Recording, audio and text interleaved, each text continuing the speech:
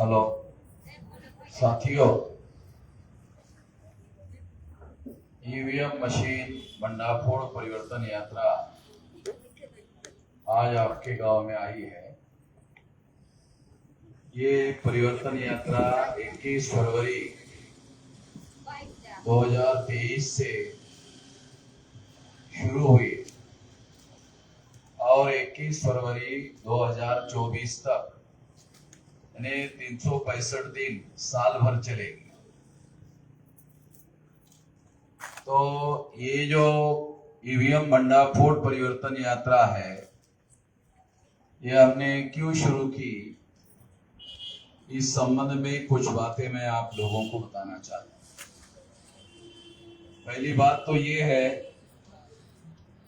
कि 8 अक्टूबर 2013 को supreme court के द्वारा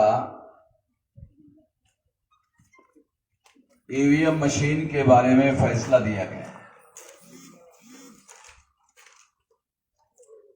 और उस फैसले में सुप्रीम कोर्ट ऐसा कहती है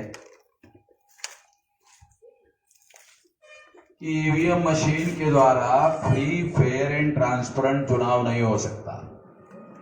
फ्री यानी भ्रष्टाचार मुक्त चुनाव नहीं हो सकता, फेयर यानी निष्पक्ष चुनाव नहीं हो सकता, ट्रांसपेरेंट यानी पारदर्शी चुनाव नहीं हो सकता। ये सुप्रीम कोर्ट का मानना है। सुप्रीम कोर्ट में अपने जजमेंट में ये बात कही। अब सुप्रीम कोर्ट छानबीन करके जब ऐसा कह रही है कि ईवीएम मशीन से ईमानदारी से चुनाव नहीं हो सकता और ईवीएम मशीन के द्वारा घोटाला करके चुनाव हो रहा है, खास तौर पर 2004-2009 को कांग्रेस ने ईवीएम में घोटाला करके चुनाव जीता और ये घोटाला जब पकड़ा गया, डॉक्टर सुब्रमण्यम स्वामी के द्वारा जब इसके सबूत, दस्तावेजी सबूत हासिल किए गए और दस्तावेजी सबूतों के आधार पर जब ये मामला सुप्रीम कोर्ट में गया और सुप्रीम कोर्ट के द्वारा ये कहा गया कि ईवीएम मशीन के द्वारा ईमानदारी से चुनाव नहीं हो सकता,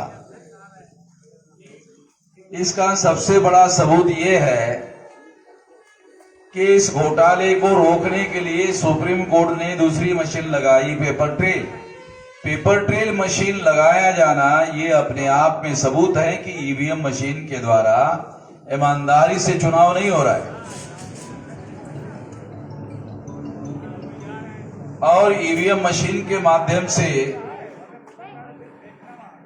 वोटों की चोरी की जा रही है और वोटों की चोरी करके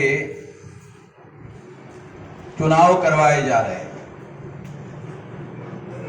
जब से ईवीएम मशीन आई है तब से जनता के पास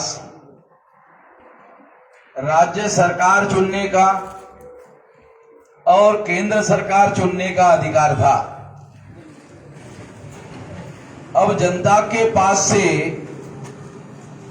राज्य सरकारों को चुनने का और केंद्र की सरकार को चुनने का अधिकार खत्म हो गया, क्योंकि ये अधिकार अब ईवीएम मशीन के पास चला गया। ईवीएम मशीन के द्वारा ये चुनाव हो रहे हैं और ईवीएम मशीन में जब वोट चला जाता है तो ईवीएम मशीन में वोट जाने के बाद ईवीएम मशीन के अंदर से किसी और के नाम पर वो ट्रांसफर किया जाता है। मान लो आपने किसी और आदमी को वोट दिया, वो मशीन में जाकर किसी और के नाम पर जमा हो जाता है। आप किसी और को चुनना चाहते हैं और चुनकर कोई और आता है। आप किसी को पराजित करना चाहते हैं, हरवाना चाहते हैं, वो चुनाव जीत जाता है।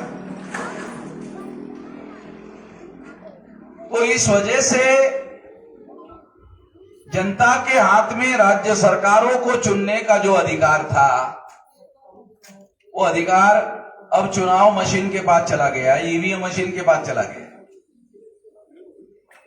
और इस वजह से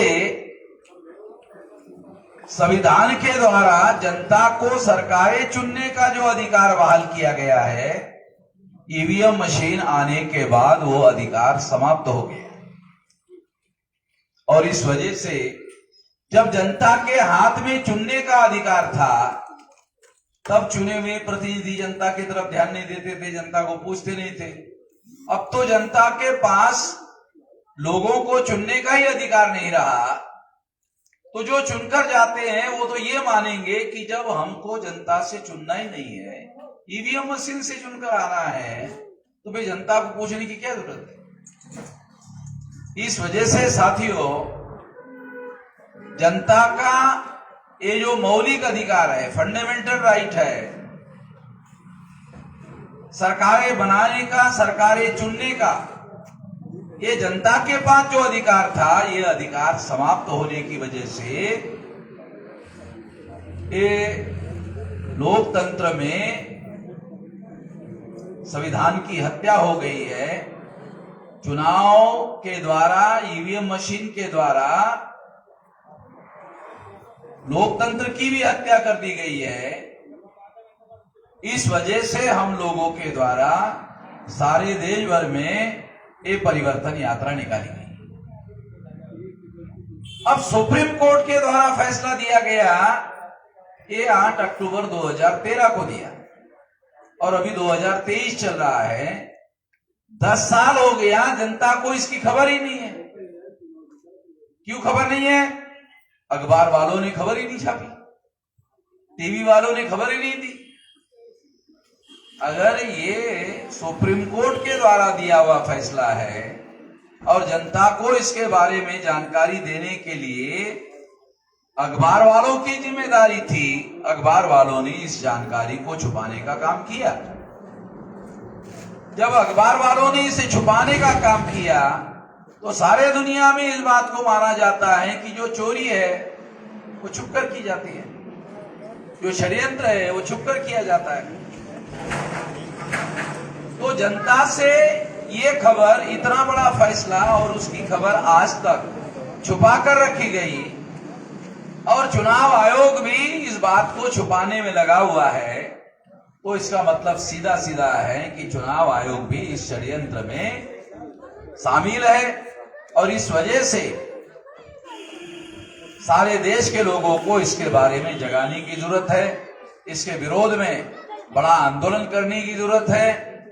इस वजह से हम लोग सबसे पहले जनता को इसके बारे में जगाने के काम में लगे हुए हैं। भविष्य में अगर इसमें सुधार नहीं हुआ तो हम लोग भारत बंद करेंगे।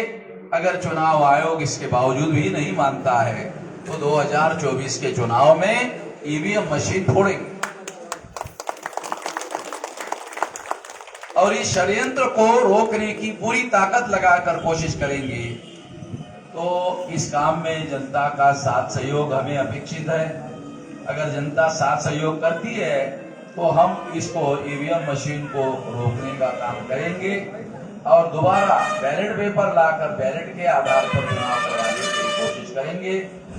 इस मौके पर मैं इतना ही कहना चाहता हूं। आपने मेरी बात ध्यान से सुनी, इसके लिए आभार, धन्यवाद। साथियों, अभी आपने साहब की बातें सुना। साथियों, 365 दिन की यात्रा है। इस यात्रा को चलाने के लिए खर्च आते हैं और आने वाली पीढ़ी की लड़ाई है। अभी आपके बीच में